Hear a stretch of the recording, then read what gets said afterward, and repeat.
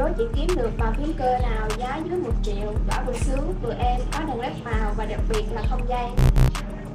Với những yêu cầu như vậy thì giá trên 1 triệu cơ, dưới 1 triệu không có đâu. Đối với người khác thì sẽ nói vậy, nhưng đối với mình thì mình sẽ chịu được tất cả các yêu cầu của anh em luôn. Sẽ là cái bàn phím hôm nay mình sẽ review với các bạn.